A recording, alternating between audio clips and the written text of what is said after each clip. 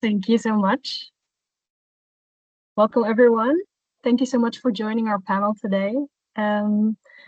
We are having this panel today as part of the conference of the Museum Ethnographers Group Help, Care and Support in New Museums, Colleagues, Communities and Collections. And in our panel, we are discussing the topic, Is Help Really Helping? Power Dynamics and Colonial Legacies.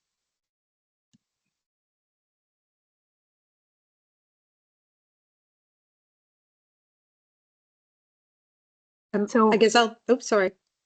Yeah, so I'll jump in really quickly, just to welcome the panel as well. My name's Megan Backhouse, for those of you who don't know me.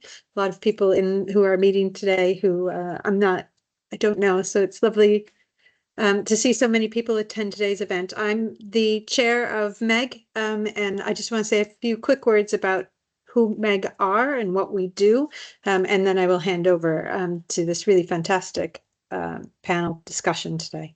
So MEG is celebrating its 50th anniversary this year. We're a subject specialist network, and we are museum professionals, academics, community members, artists, researchers, really a collective of people who have a stake in the care and work around global cultures collections in museums and other settings, really.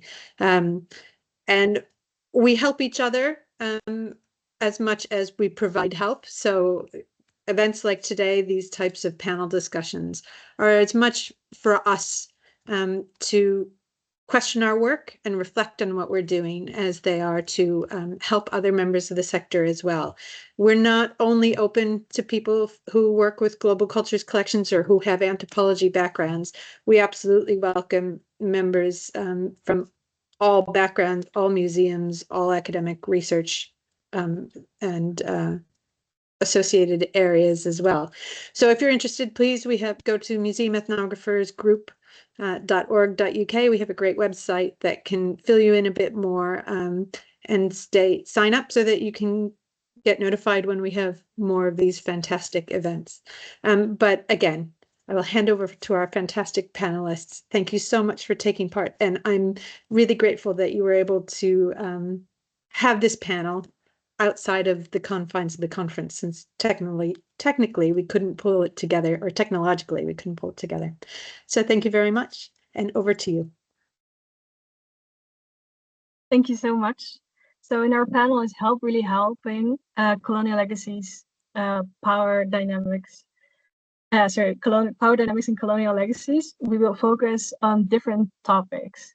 So Chris today will focus on museums and the politics of help. Jéssica will focus on help through conservation and restitution. Leilani will focus on help, money, and power in museums. And I will focus on help versus extraction. And at the end, we will have some time for conclusions and discussions.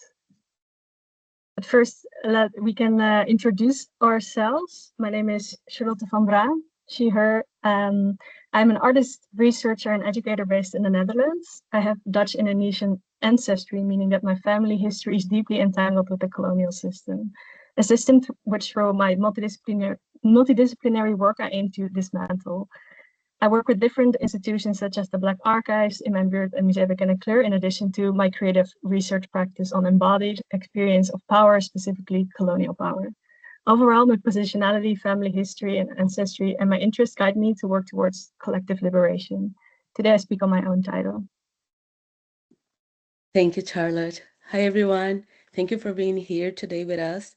My name is Jéssica Hipolito, she, her, and I'm an Afro-Latin woman from a place once called Pindorama, which you know as Brazil, located in Abya-Yala, or the American continent. I have chosen to introduce myself in this way to highlight how deeply coloniality still permeates our identities and narratives, and to remind us how much work remains ahead. My academic journey is transdisciplinary, spanning museum studies, sociology, political science, and social memory, the latter being the field in which I earned my PhD, becoming the first in my family to do so. Yet, all my experiences, it is my years as a museum educator that most profoundly shape my reflections on the consequences of colonial practices and narratives for bodies, territories, and symbols considered dissident.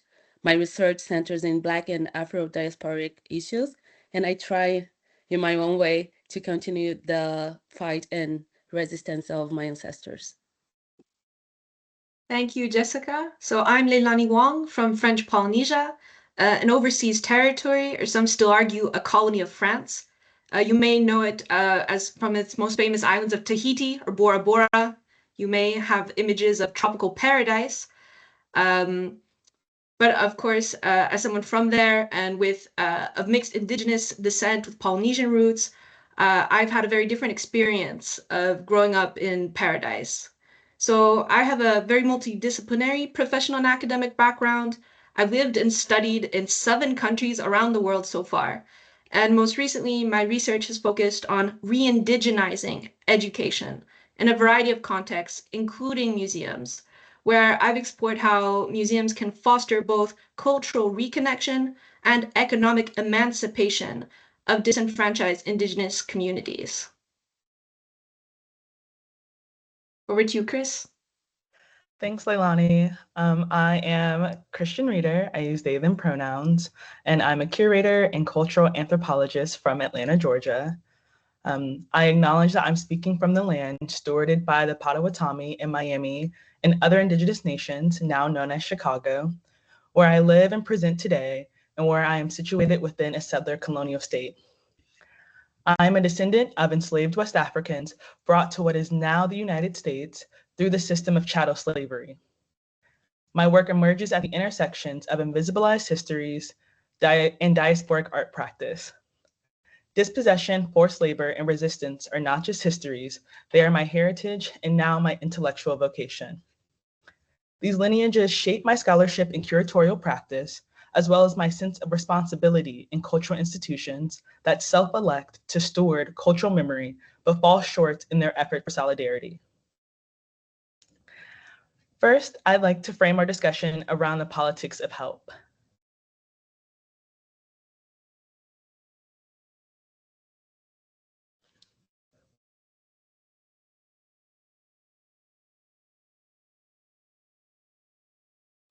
When museums ask for care or guidance, who bears the weight? This panel examines how such appeals often rely on extractive models shaped by colonial legacies and invisibilized labor. Drawing from our work across geographies and various roles, we explore the silences in institutional storytelling and the structural power museums wield in shaping narratives of help. We all had the distinct pleasure of meeting through the Sharing Stories on Contested Histories Fellowship, an international exchange program bringing together museum professionals to reflect on how we engage with colonial histories and collections today.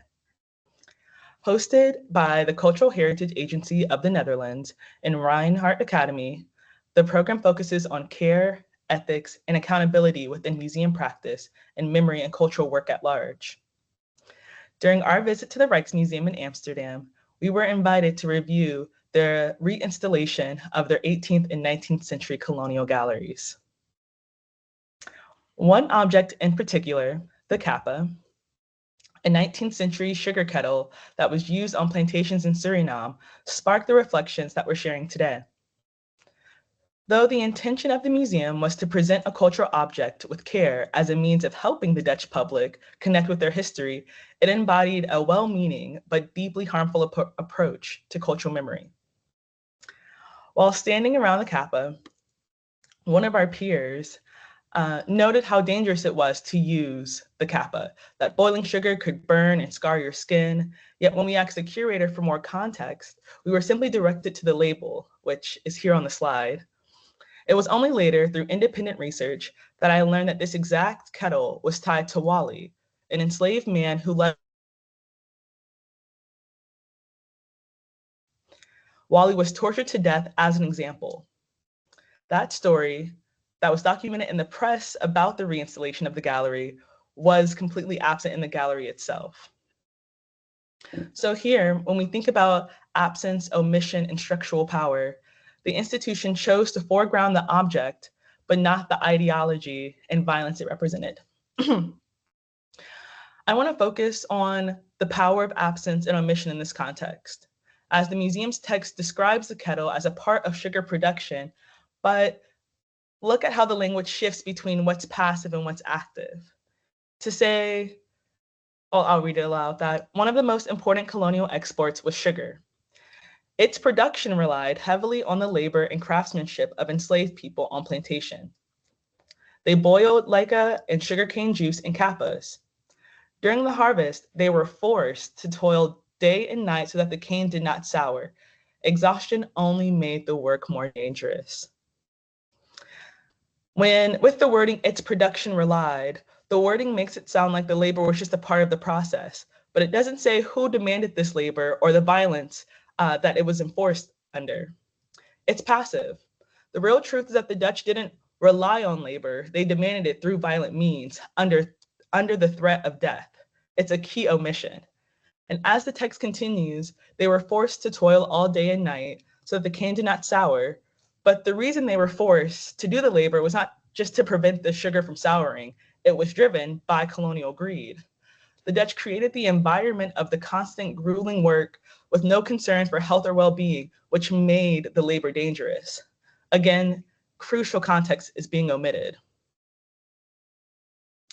And so I want to talk about the shift towards accountability and the human agency of those who labored around the kappa. What's crucial here is not just about telling the story of the object, but about taking responsibility to the wall text. As when we were in the Rijksmuseum together, the curators of the installation asked us for our feedback and what we could change. And even though they weren't very open to receiving some of the feedback, one of the feedback was to change the wall text. And so in my edits here, I choose to highlight Wally's story and the resistance he led, a pivotal moment in history that shifts the narrative from an impersonal object to the human lives tied to it. Instead of simply stating that the object was a part of sugar production, my revised text emphasizes that the kappa is tied to the story of Wally, an enslaved man who led a mass escape. This isn't just about the kettle, it's about the people who used it, those who resisted and those who fought for their freedom. I want to stress how the story was missing from the original text, as it shows not just an object of colonial history, but a moment of defiance and humanity. Wally's revolt and the brutal consequences that followed his torture and death are a direct result of Dutch colonial violence. Highlighting his story brings humanity back into the narrative, shifting the object from a passive symbol of exploitation to a living, breathing history. And just to quickly read this new text, the kettle was a central tool on sugar plantations in Suriname, and is tied to the story of Wally, an enslaved man who led a mass escape after the loss of a vital free day. He and others were captured, tortured, and killed by Dutch authorities and Dutch citizens. The kappa embodies a violent history of Dutch control and resistance, and its legacy continues to echo in both Suriname and the Netherlands. Through objects like this, we confront a past where Dutch actions were driven by domination and exploitation, and the ripples of this violence continue to shape the present. This shift is about moving from passive description to active accountability, from mere representation to recognition of the full brutal history embedded in the object. This is how we can reclaim. Next slide, please. And as Jessica shares more on epistemic violence, these were landscape portraits commissioned during the Dutch invasion of Brazil. The wall text for the leftmost work reads, Franz Post mainly drew and painted landscapes and buildings, including the Cathedral of Olinda, a coastal town in Brazil. The building was badly damaged when the Dutch conquered this region. In the foreground, Post depicted an array of animals, including a monkey, a sloth, and an anteater. This animal motif continues in the 17th century frame, which Post may have designed himself. While I won't rewrite this wall label, it should be noted that the climate crisis we are dealing with now in large is connected to the greed and the conquest during colonial escapades. So when speaking about the Dutch invasion of Brazil, if we're only centering the beauty of the landscapes in the discussion, We are following in the steps of our colonial forefathers who chose to ignore quite literally everything else more important going on happening in 1662 when these paintings were made. Aside from pretty landscapes, this aestheticizing of colonialism is dangerous and is a form of epistemic violence. Thank you, Chris. And to understand epistemic violence manifest in how histories are held and told, we must also understand the histories of museums practice. I would like to begin my talk bringing an object for reflection, a Tupinambá mantle from the 16th century, which was held for centuries in the National Museum of Denmark, woven by indigenous people of the Tupinambá ethnicity in Brazil. It was stolen by colonizers, exhibited as a trophy in cabinets of curiosities, museums in general, and even today is sometimes classified as some kind of primitive art. This object, in a way, synthesized my talk about the colonial logic of collecting, theft, exoticization, and the erasure of context. This gesture is part of the idea of plundering knowledge and bodies and also represents one of the foundations of racial capitalism.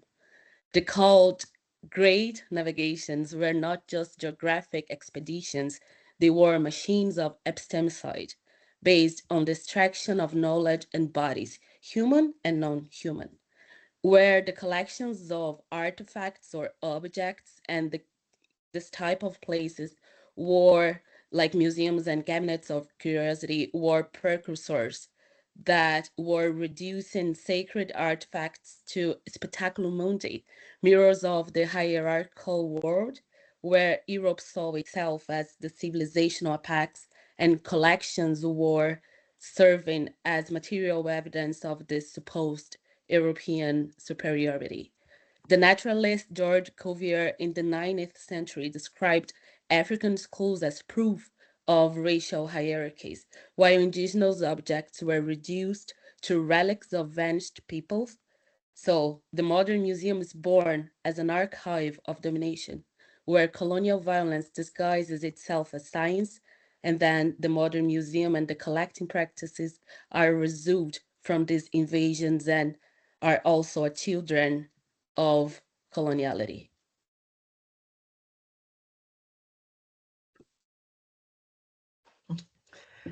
And as an extension of the colonial project, thinking, as Jessica said, about the colonial violence, how it disguises itself, colonialism structures what counts as knowledge. What we archive, what we dismiss, who gets to speak, these are not neutral decisions.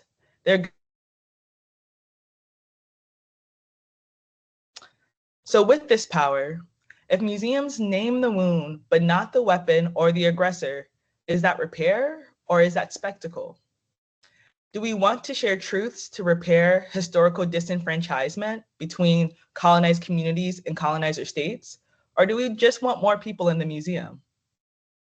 Museums, as we know, are not neutral spaces. They are extensions of the empire. Built to house the spoils of conquest, they normalize extraction and aestheticize control. Their purpose was never just preservation, and as Jessica noted, their function has always been about power. So when we ask, is help really helping? We must interrogate what help looks like inside of a colonial framework. What is the goal in receiving help? To create a more informed audience or to check a box? Are museums ready to receive help if it conflicts with their ideas of history? And what structural changes are needed to ensure that the help is sustained and sustainable?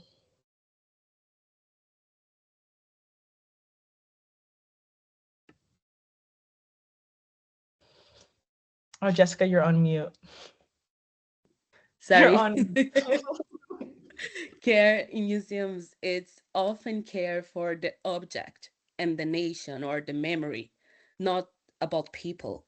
So again, we have to ask, who's being helped and through what kind of logic we have this. As an illustration of the museum's role in reinforcing colonial power, in 1911, the Universal Race Congress in London brought together theorists to discuss race relations in general. Brazil was represented by eugenicists such as João Batista de Lacerda, director of the National Museum at that time, who presented theses of whitening the population as a strategy for the evolution and modernization of Brazilian society, arguing that miscegenation would lead to a predominantly white Brazil within a century. Lacerda's thesis is a well-documented example of Brazilian eugenics and the whitening ideology. Even though the Congress itself was not eugenics gathering and included anti-racist figures like W.E.B. Du Bois and Franz Boas, Lacerda's presentation used the painting Ham's Redemption to illustrate his point, and it's considered a main exponent of the whitening thesis. Meanwhile, in Paris, Sarkis Barton, a Khoikhoi woman, was, was exhibited as the Hotetonte Venus until her death in 1815. Her skeleton and genitals were displayed in the Museum of Men until 1974. Her remains were finally returned to South Africa and buried in 2002. Museums were not mere spectators. Museum science operated as an arm of the racial state as well. They legitimized scientific racism through ethnographic exhibitions that equated non-European peoples with animal species. The National Museum of Rio itself cataloged indigenous skulls as biological material, not as ancestors or even human beings. Collecting bodies was the final step of the colonial project. First, the theft of territories, then the theft of stories.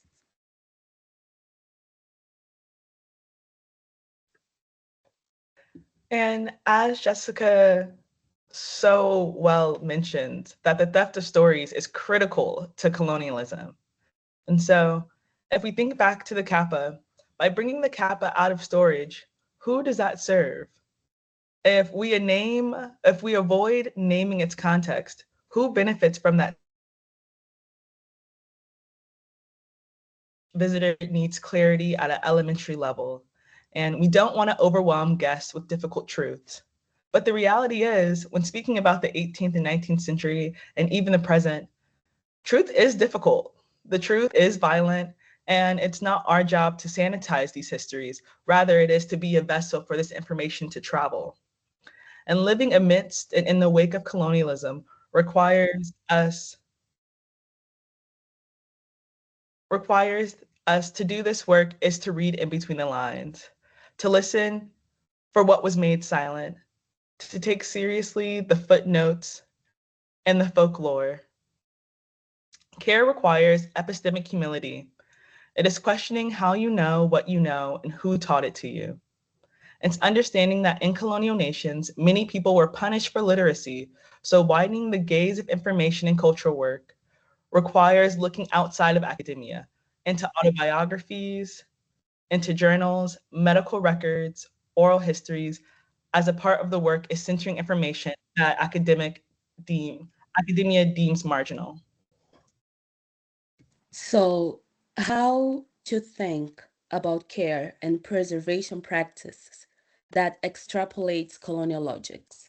How to include the inevitability of finitude in these practices? How can museums, archives, and collections be rethought? And consequently, how can we rethink care? In former colonies, as in Brazil, this colonial logic of hiding narratives or denying restitutions was also replicated. The Imperial Museum of Petropolis, my hometown, and the first museum I visited as a child, still celebrates the greatnesses of the monarchy, but it still omits that it was built by enslaved Black hands.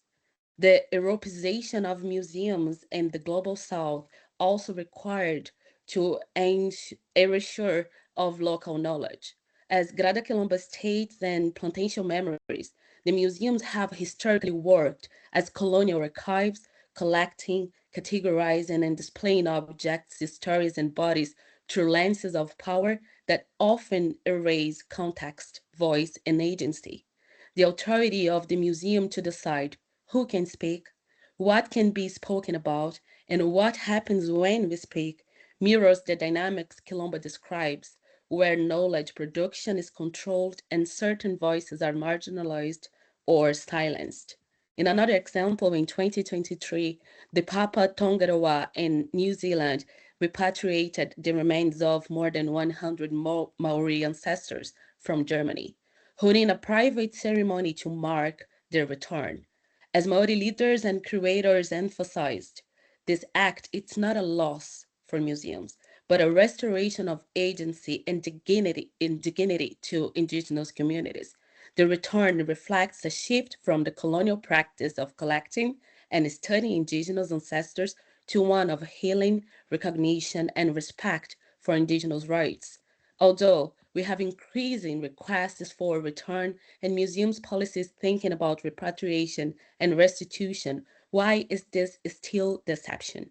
The ethics of conservation still treats certain objects and cultures as things, not as living entities or as something that distances itself from the Western logics of interpretation.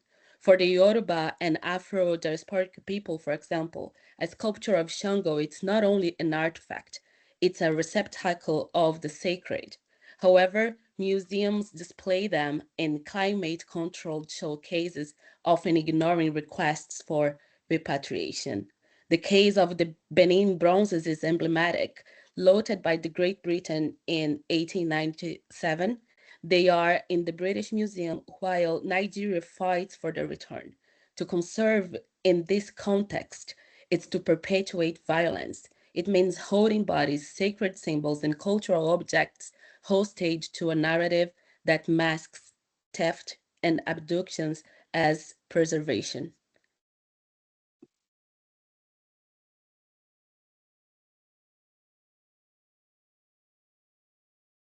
Thank you, Jessica. So I'm Leilani, and I'll be speaking about help, money, and power in museums. So we've just seen several case studies of exoticized objects and how are they used to build colonial narratives. But another important aspect of the acquisition and circulation of these exotic objects was their monetary value. Colonialism cannot be separated from extractivist capitalism. Our global economic systems are built on the transatlantic slave trade and the East India Company, transferring the wealth made from human lives, from spices, sugar, cotton, and gold, to build the great architecture and gilded cathedrals of Europe. I'm always shocked when I remember that today we technically live in a post-scarcity society. We produce enough to house, feed, clothe, and provide medical care for every human being on this earth. And yet we still follow the same model of impoverishing the global majority to enrich the global minority. And exotic objects were and continue to be an important part of that system. So in addition to furthering narratives of power, as we saw, museums began as colonial hoarding, with European expeditions seeking out valuable exotic objects, animal species, and human remains to build their collections. And today, museums still seek to control the capital, both cultural and financial, generated by owning these valuable objects. So for my talk today, I'm going to focus more on the present and about two different aspects of money and power, dominance and subordination, and how these affect museums today.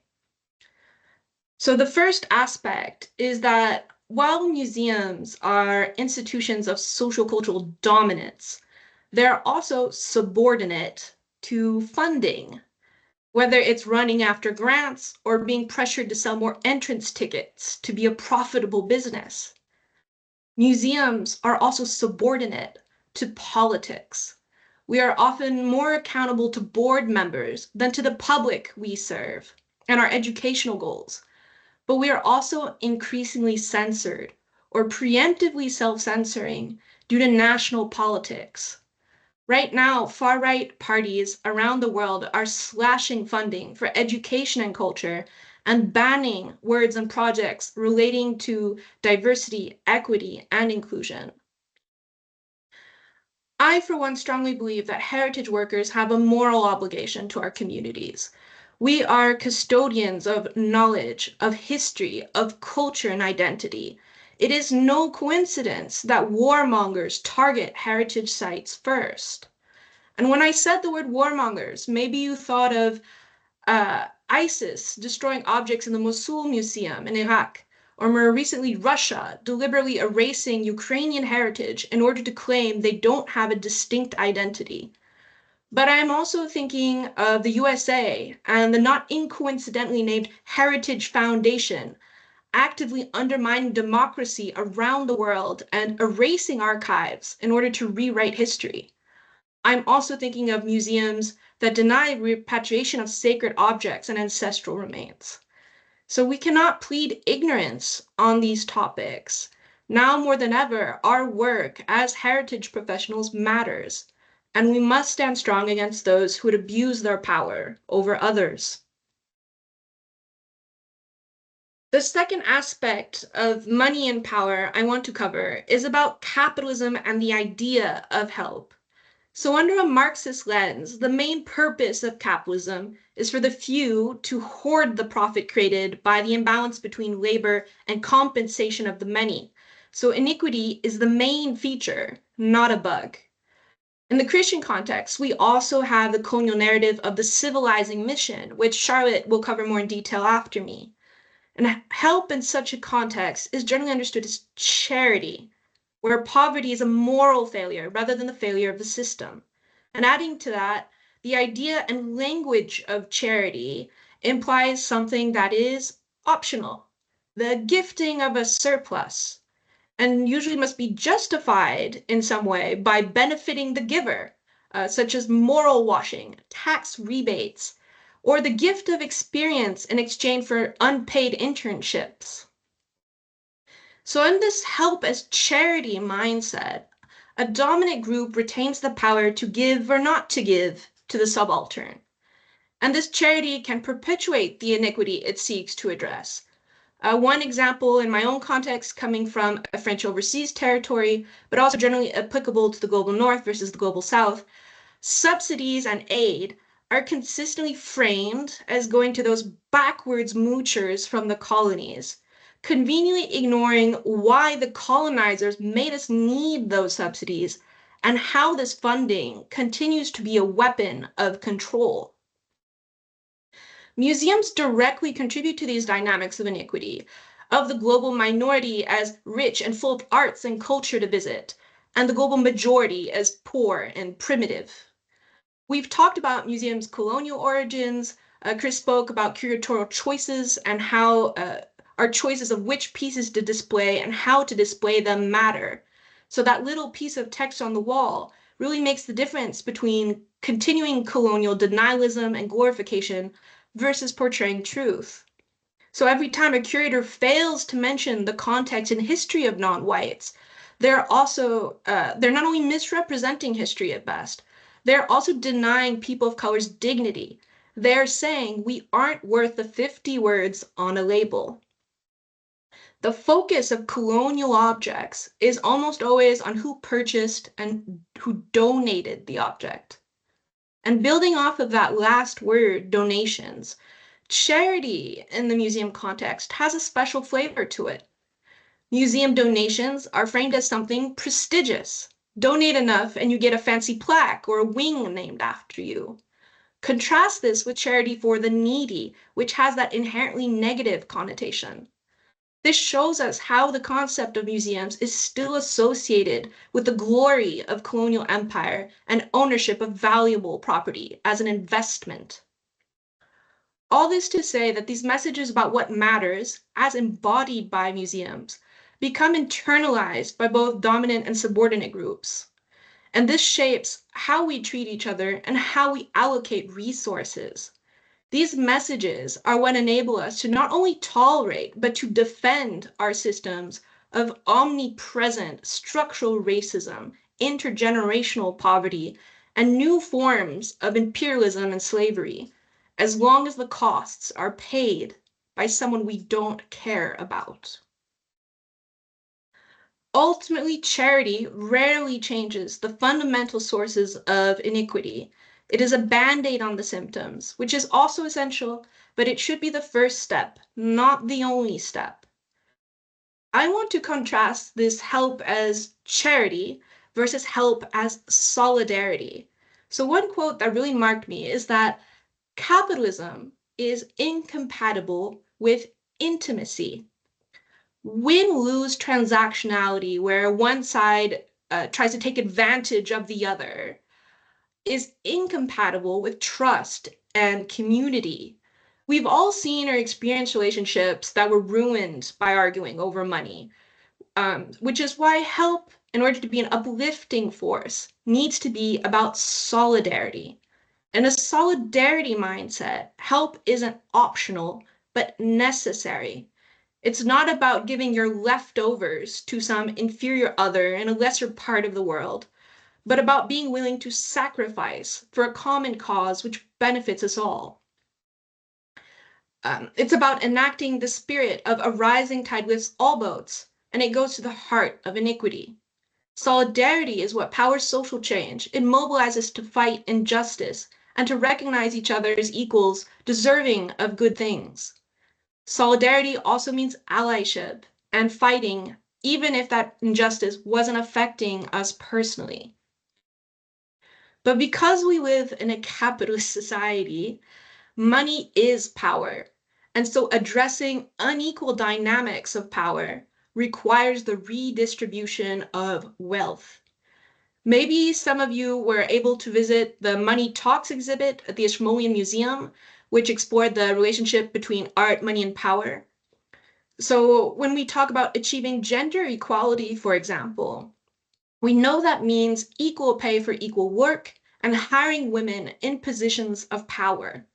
The same principles apply to museums. We must put into practice the belief that all work worth doing is worth paying, and that expertise can be found everywhere, not just in white European men. We as institutions, as experts, and as members of our communities are not just mirrors, but also creators of what our society values. The work we do is absolutely not neutral. It is not apolitical, and it should not be for free. So one of the clearest ways to redress power dynamics in museums is through the hiring of staff. So thus a critical part of decolonizing or building anti-coloniality is hiring minorities as salaried workers, not just temporary consultants or even worse, unpaid volunteers, and then enabling them to rise to decision-making positions. Under minorities, I am also including youth. The cultural sector is entirely dependent on unpaid student labor, but not everyone has the privilege to be able to afford months and years of unpaid internships as a requirement to entry.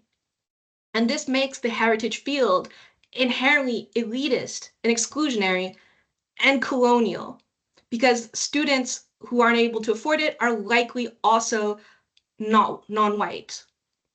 So we cannot buzzword our way out of doing the work. We must sacrifice our time and energy, our limited budget, and our comfort within the status quo for our common goal of achieving better conditions for all of us, not just some of us.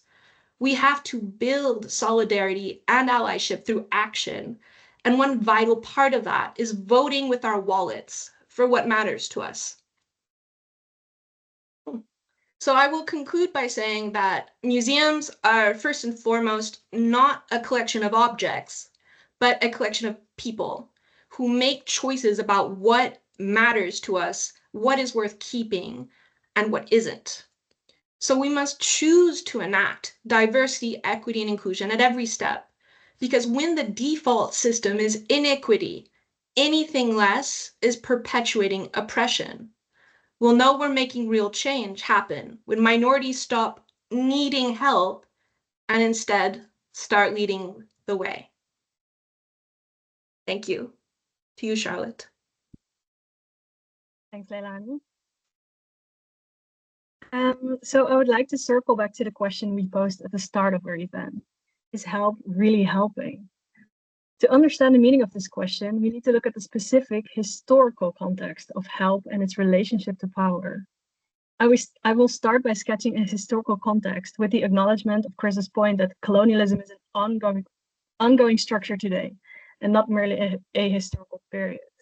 I particularly want to acknowledge standing in solidarity with Palestine, Congo, Sudan, as well as all people facing extractive violence and colonial oppression today.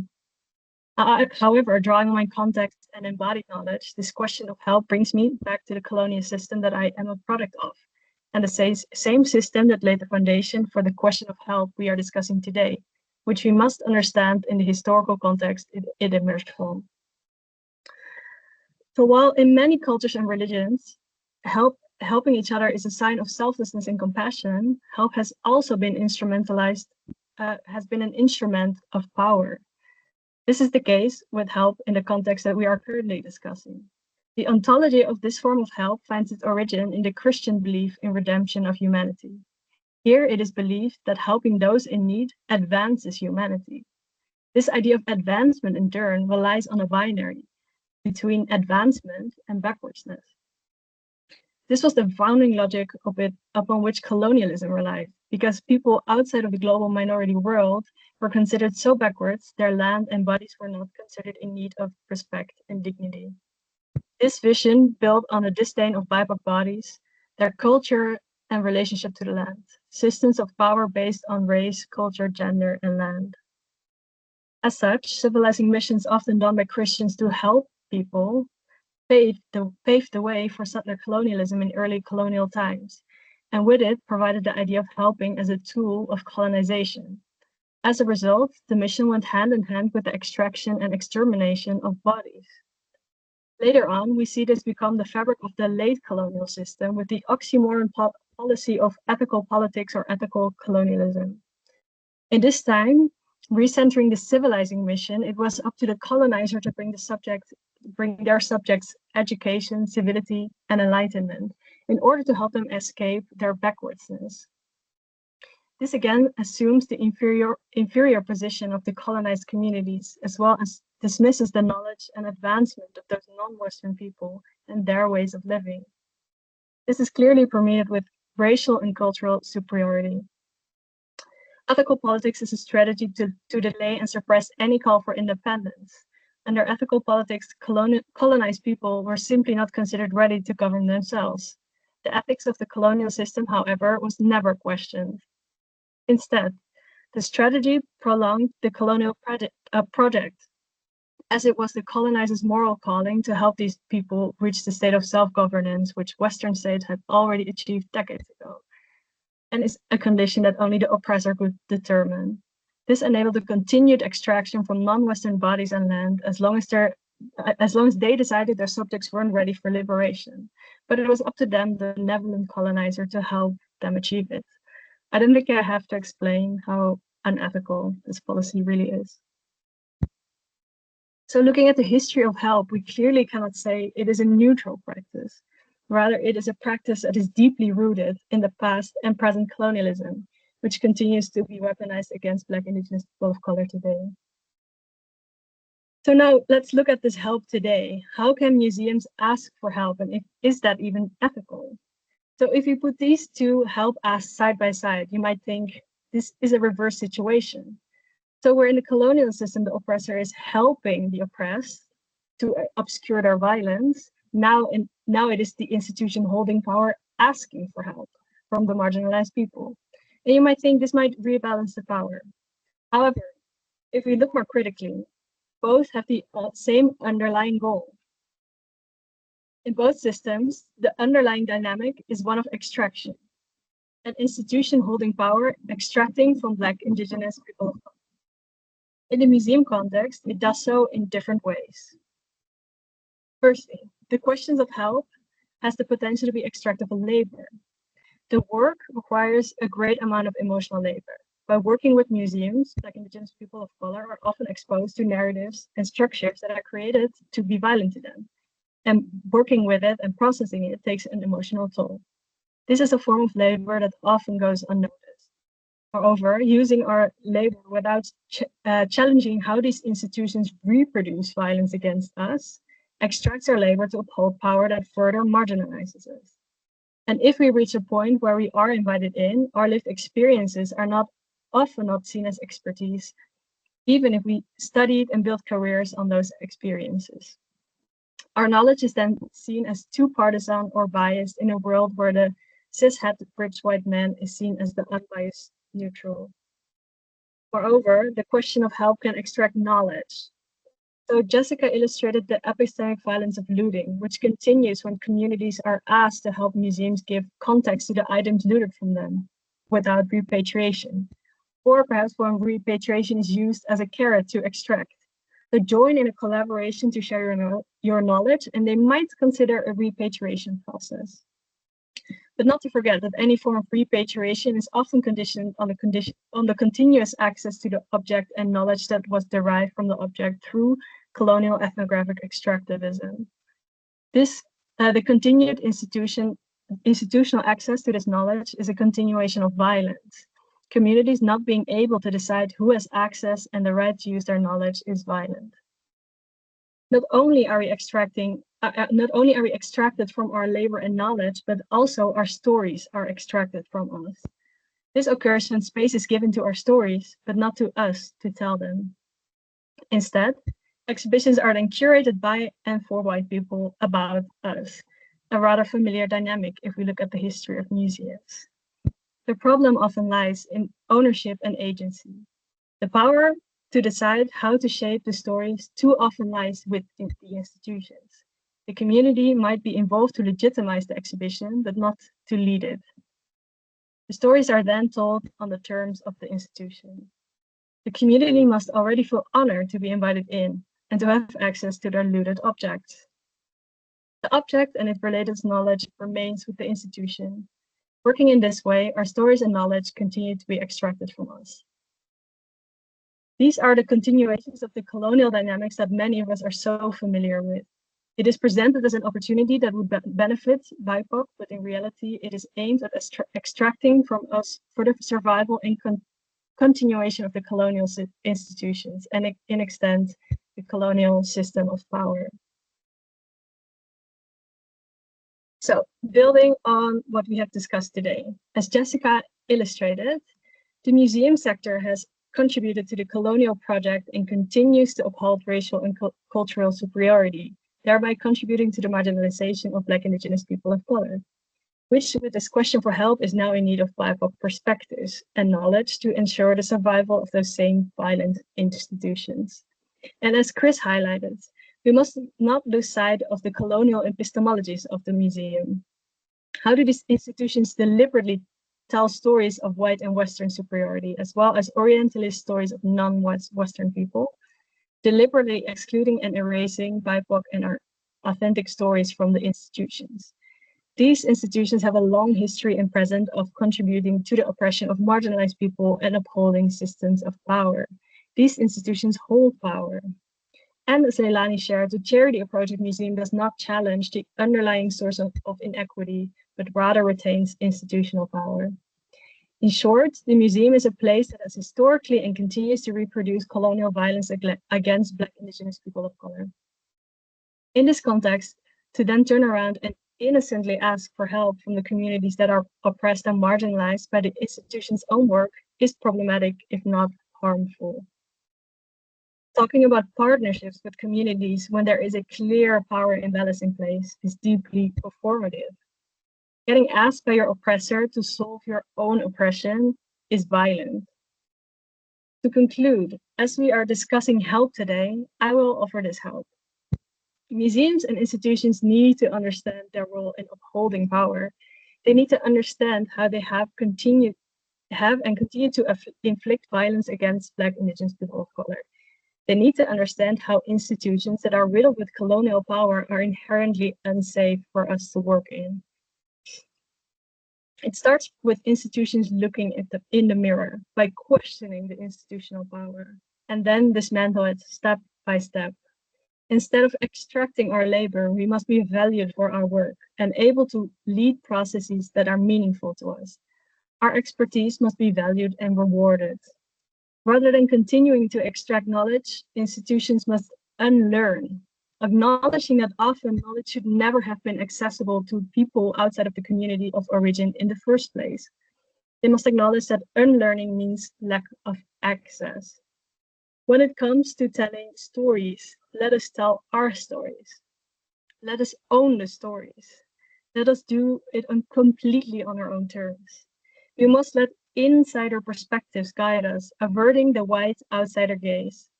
This is the only way to create authentic stories. It starts by decentering institutional needs and survival. It starts by understanding and centering ours. This is the only way institutions should work with us if the institution wants to survive in a just future. Thank you. Now over to Chris.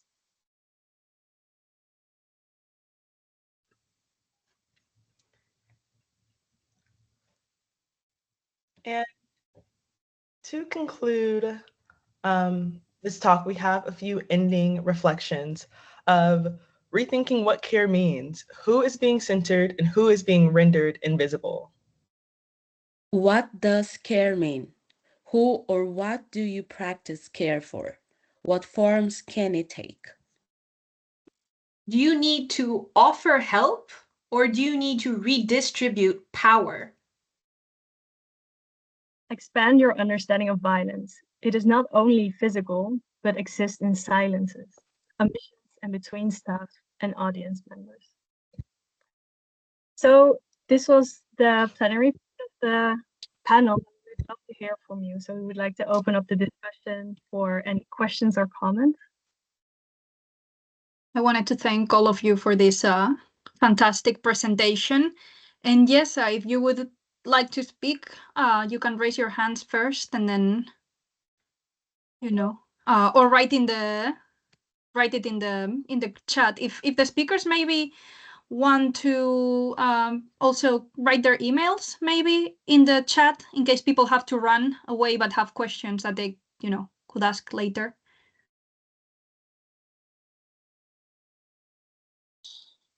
I'll just copy over our stuff. Perfect.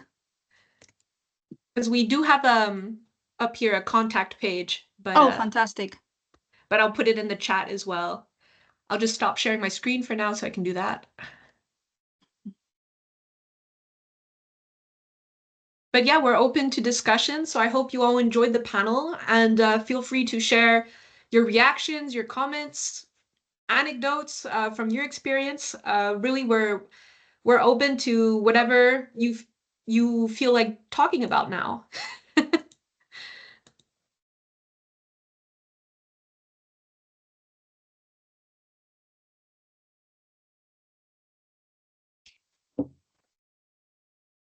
Oh, we have somebody. Yes. I'm sorry, I don't know how to pronounce your name. Is it Penris? That's okay. That's okay. My name is Melanges. Perfect. Welsh, sorry. Or Mela. I just thought I'd start off by, I've just put in the chat as well, that was absolutely incredibly powerful. So thank you, all of you. I feel quite moved. Yeah, incredibly honest and clear and boldly spoken, and it was, yeah, just wonderful. My question, I just wanted to pick up on, I've forgotten my question now, getting a bit overwhelmed. I completely forgotten my question. Oh God, I might have to wait for it to come back now. I've gone blank. I know, I've got it. It's around, was it Charlotte? Was it you that mentioned something about dismantling step by step the institution? And I was at the in-person event last week, and while a lot of the papers were in progress, one of the things that kept coming into my mind was this idea that we are all talking about all of this work, and we're all sort of working within institutions or constructions, colonial constructions, and do we actually just need to completely destroy in order to rebuild again? So I was therefore interested when you made that point about dismantling step by step. So I just wondered if any of you could sort of elaborate on that and maybe what you mean, what the step by step could look like, and whether and why it's more important to dismantle step by step rather than to have a revolution, if you like, and completely destroy and then start again. And I guess it ties in with what you're saying about unlearning. And yeah, just if anyone could say a little bit more about that. I'd like to take that one, unless one of you has a.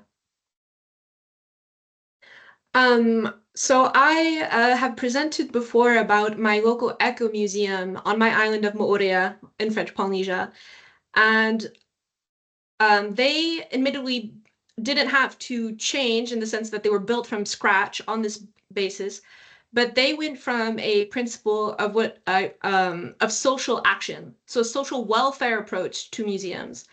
So the museum looked around and said, what does this indigenous community really need in order to participate in arts and culture, in order to reconnect with ancestral pasts that were erased during the colonial period?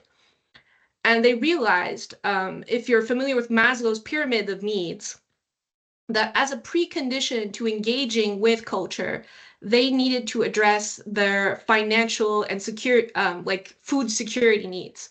So the indigenous community is extremely disenfranchised. They often are unable to complete school due to really unequal access and very colonial forms of education that aren't adapted. So they often then struggle getting jobs. And so the result is a large number of youths are very disenfranchised and may fall into drug abuse and other forms of difficulties. So the museum decided to partner with our local civic services to employ these youths as part of a 6-month program as museum guides. So this was a really novel approach in that by hiring them through the civic services, these youths, who otherwise would never have entered a museum, were able not only to learn about their own culture, but also to gain skills that would enable them to find jobs afterwards.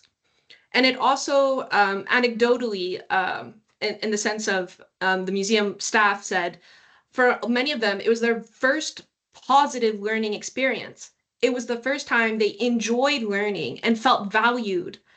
I had a wonderful anecdote of one young man who had been in and out of the carceral system, prison. And it turns out his grandfather had taught him a braiding technique for making our traditional fish weights. So you would braid coconut cord around a stone to make this fish weight. And it turns out he was the last person on our island who knew how to do that. The skill had been completely lost, but this kid had learned it from his grandfather, but had no one to pass it on to, no one to share it with, because no one was interested in it. So the fact that he now became the traditional knowledge holder of this lost skill was incredibly meaningful for this kid who had been just completely devalued in his life, told that under the French system of, you need to get a diploma, you need to get a job, you need to do this and that to be a successful member of society, could actually still have value in other ways. So this is an example of how just really reframing the ambition, the scope, the vision of what a museum can be and what it can do for a community is really transformative. I admit I have very mixed feelings about some museums. Should they be dismantled? Should they be destroyed?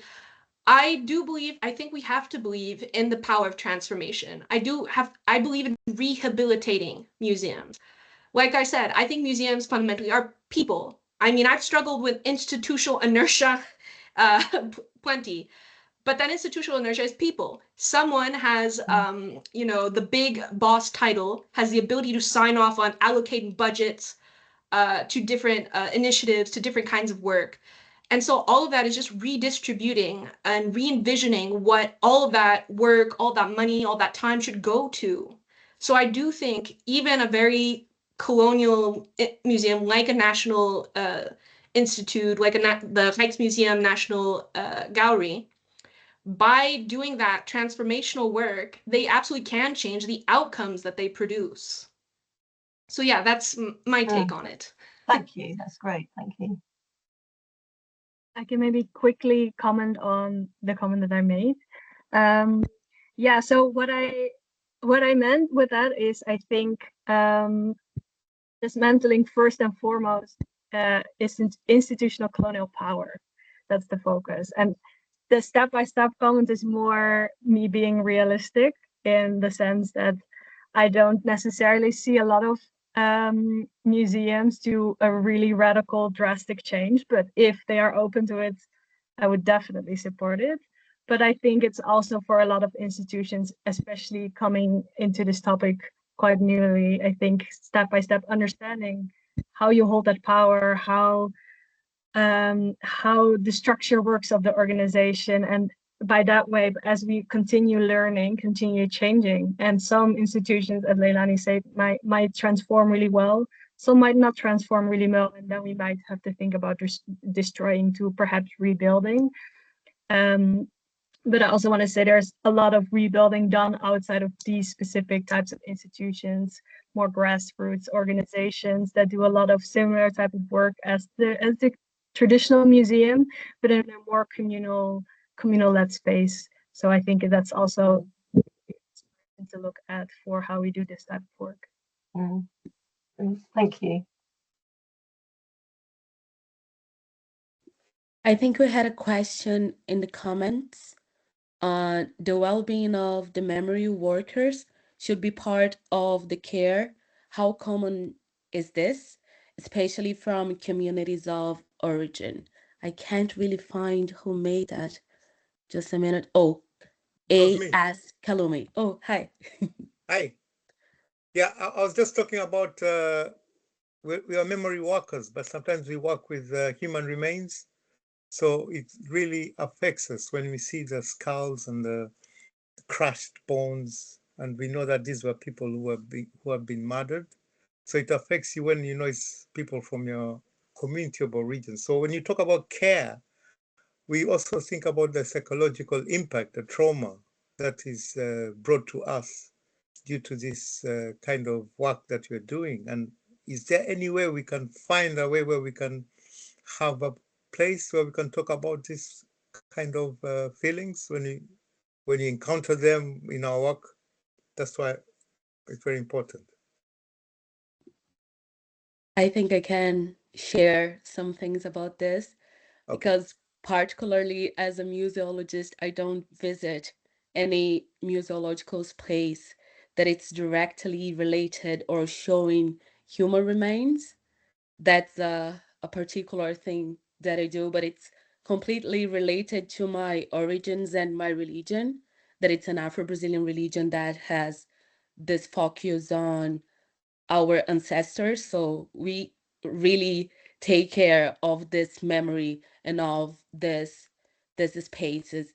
And I think we were talking about transformation and we were talking about education. I could say that when we are rethinking about this space, for me, paying the respect, it's the main thing for this type of considerations.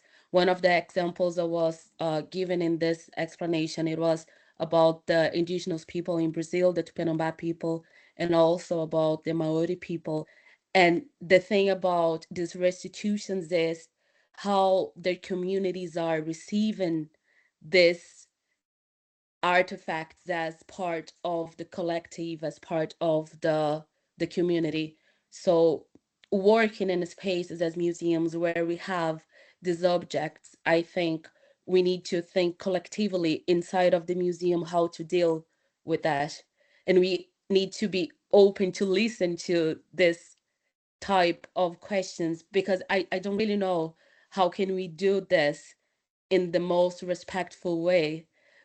And we are facing this pain because that's what I feel, the pain of ancestors and these people. We were talking about people in this space. I don't have an answer for that, but I think having the question is the first step to deal with this reality. Thank you. I'd also like to add just a bit to that about how, when we encounter these violences, how they land on our bodies and our psyches. I know Charlotte and I spoke about embodied knowledge and the embodied experience of doing this work. And though it's not a catch-all answer, we often talked about how kind of horizontal networking and just as being panelists today, that being connected to other cultural workers doing the work can be a form of self-care. Having someone else to talk to or connecting with someone else who works with human remains. I think often when we think of networking, it's like how to get to the next level or how to, excel in your career. But it's really important as cultural workers and those of us who are also minoritized cultural workers to connect with each other across institutions, across oceans, because working with each other, just in the social space or having each other to talk to or to rely to or just to share experiences with, I think is a lifeline in this work and definitely a form of self-care and like self-preservation while doing this work. Is it possible to have a network where we can actually share things due to this panel? Is there any way we can connect with each other? I think it's such a good idea.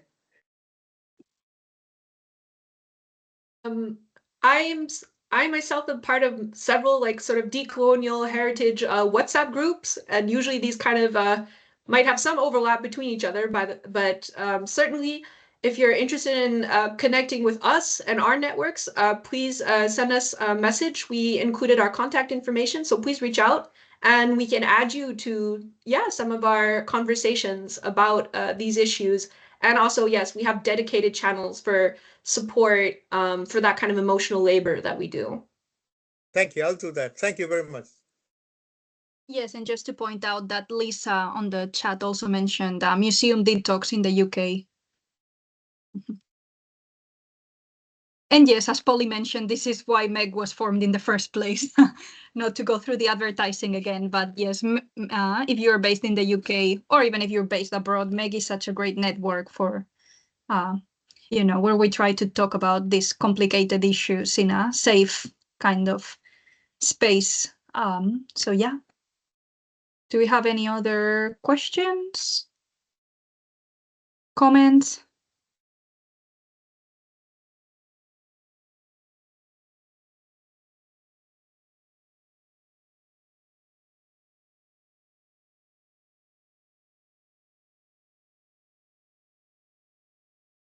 We can give people a minute, and if not, I'm pretty sure you will get plenty of people messaging you afterwards as well. Maybe if I can just, we did have some slides, but we probably should put earlier, but some resources we suggested for reflection.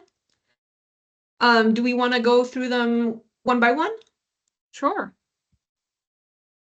Sure. So I can start. Yeah, it's kind of linked to what I mentioned just now. I would recommend people to reflect by going to your local grassroots organization or initiative. So to look at how this museum type of work is done differently in a community-led way, in a grassroots way.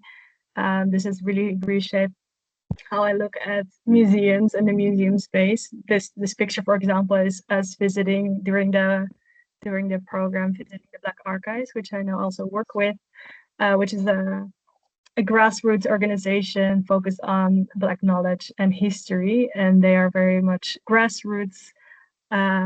So I'll definitely recommend people to visit and see how it's done in so many different ways.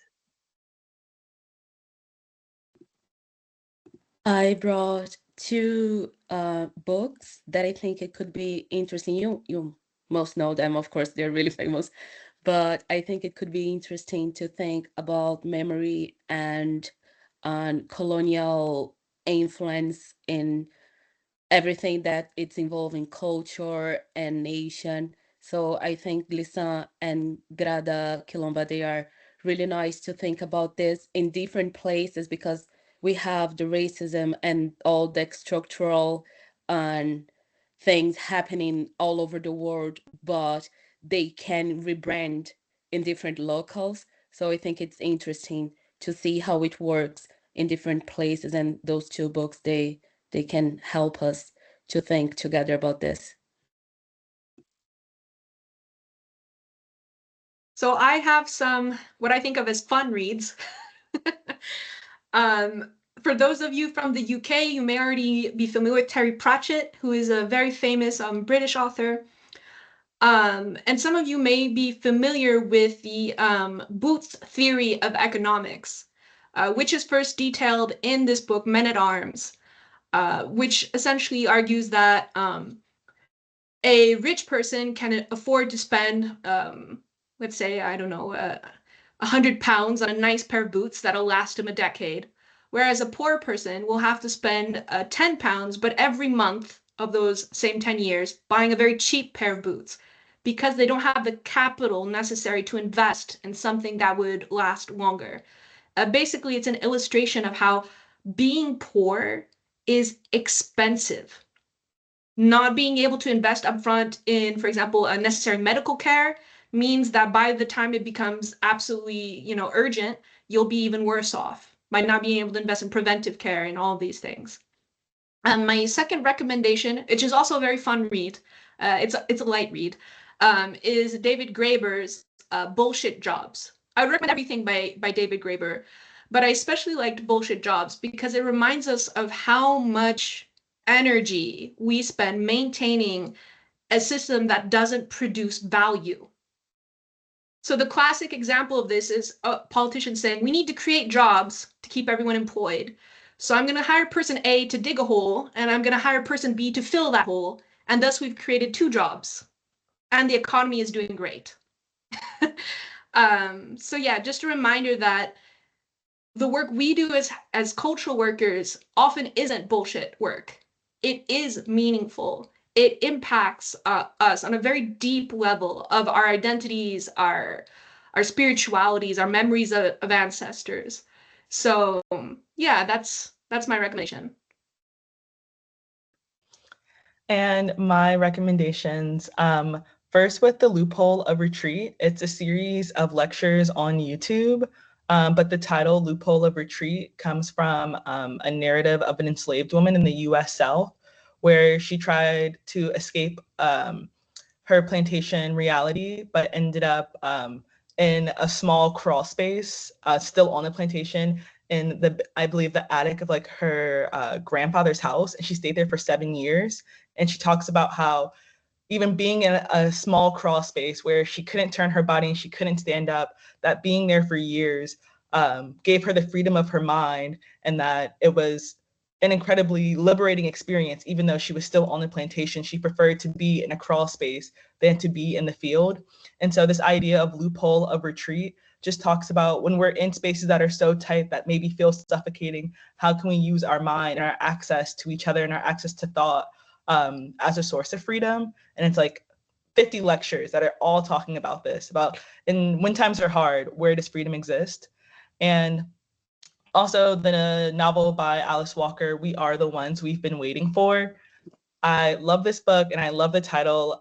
It pretty much, the thesis of the book is that it, as current generations living in 2025, that we have the hindsight knowledge, the access to information, the access to the internet, and the access to each other that was denied or wasn't accessible just technology-wise to our ancestors. And so when we think about whose job it is to pivot and to make change, that we are the ones we've been waiting for to create the earth that we want to live in. And so it says inner light in a time of darkness. And I think both of these are beacons of light in what is considerably getting darker.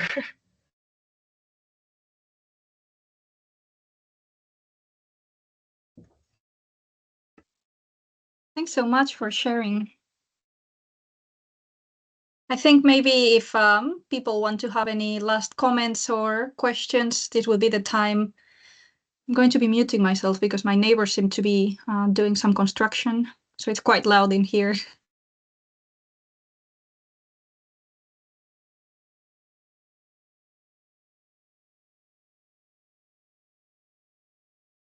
Well, if nobody has any last comments, I know we've kept you a bit over the announced time.